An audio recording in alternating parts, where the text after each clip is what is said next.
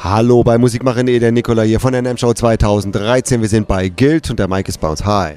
Hi, I'm Mike Lewis with Guild Guitars, and we're here to tell you today about the brand new Guild Electrics that we've introduced here at NAMM. And I'd like to start right here with this model. This series is called the Newark Street Collection. It's called Newark Street because that's the name of the street that the factory was on in Hoboken, New Jersey. And this background here is a picture of the factory, actually, okay? So what we did was we brought back 8 models. They were quite famous from that era of that factory, and they span from about the mid-50s up to about 1970, okay? So the very first one here is the A150, and it's actually an acoustic guitar. Okay, it's like a jazz guitar, arch top, solid spruce top, comes in sunburst or blonde, and we've gone to the extensive trouble of retooling the original DeArmond Rhythm Chief jazz pickup.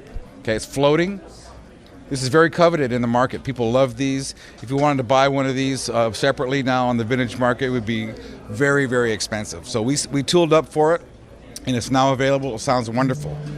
And then we move into the X175 Manhattan. It's a similar body as the A150, except it's a laminated spruce top with maple sides and back, and the pickups are what they used to call built-in. Okay, actually built into the guitar. This is a mid-50s style of a guitar.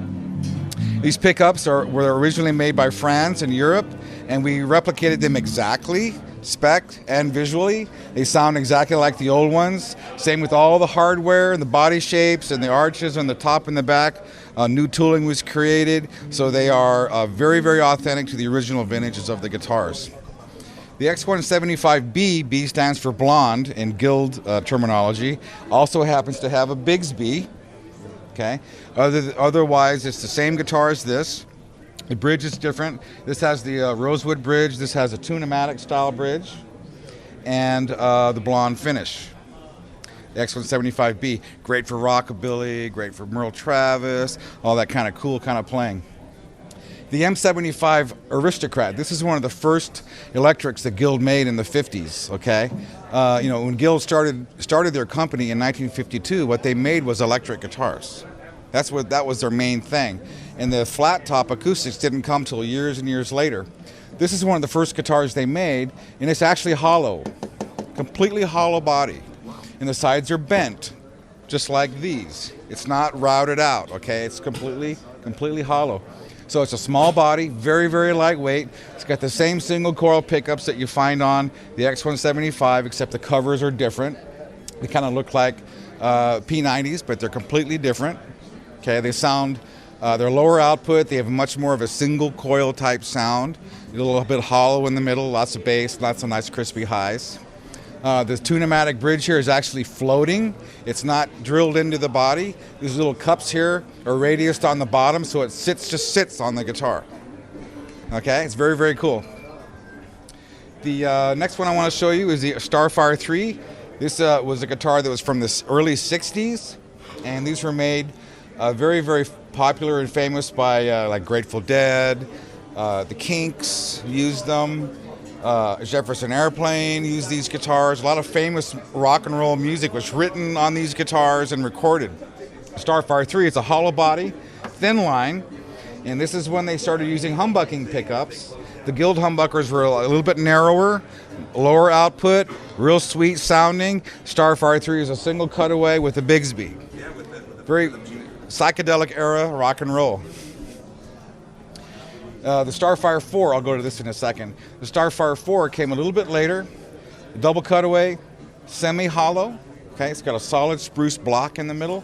The same mini humbuckers as the Starfire 3 with the harp tailpiece and the tunematic bridge. Then the Starfire bass. This is very, very, very popular in the 60s. Every bass player that sees this absolutely has to have it. It's a 30 3/4 inch scale, a little bit shorter than standard. A lot of the hollow body basses have that scale, a little bit shorter.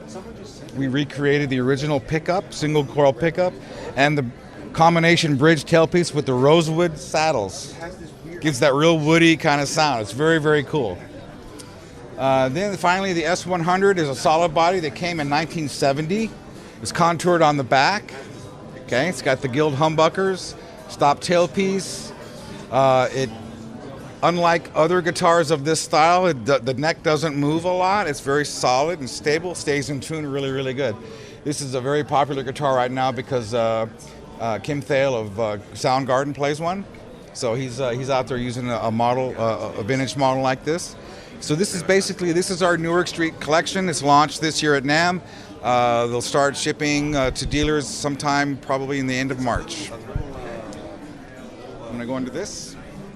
Okay, now on the top end, out of our U.S. factory in Connecticut, New Hartford, Connecticut, we've got 3 models made in our custom shop there. These are handmade by a very small group of guys, our best craftsmen.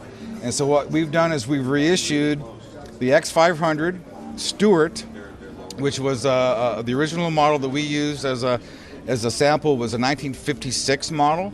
Okay, it's got the old style speed knobs. These are clear. They're painted gold underneath, so they have that look to them. You got also the recreations of the single coil pickups, the same style that you would see on that guitar. Much more binding, beautiful flamed maple sides and back. Combination mother of pearl and abalone inlays. So this is made in our U.S. custom shop.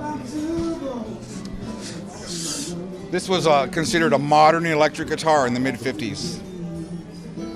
And at the very, very top end, we have the Artist Award. The original Artist Award was a Johnny Smith model, famous jazz guitarist.